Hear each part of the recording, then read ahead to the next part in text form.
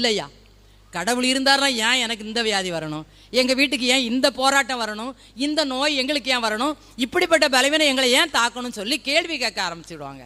இல்லை, இந்த அம்மா அப்படி கேட்ட மாதிரி தெரியல, வேதத்தில் எழுதி வைக்கப்படலை. அதனால் நிச்சயமாக நான் நினைக்கிறேன் இந்த ஸ்திரீ அசைக்க முடியாத விசுவாசத்தோட இருந்தாங்க. ஆமேன். இந்த அம்மாவுடைய விசுவாசம் நமக்கு வேணும். அது 18 நாள் வியாதியாக இருக்கலாம், பலவீனமாக இருக்கலாம், பலவீனப்படுத்தக்கூடிய ஆவியாக இருக்கலாம், எதுவாக இருந்தாலும் சரி, அதை விரட்டக்கூடிய விசுவாசம் எனக்கு உங்களுக்கு என்ன செய்யணும்?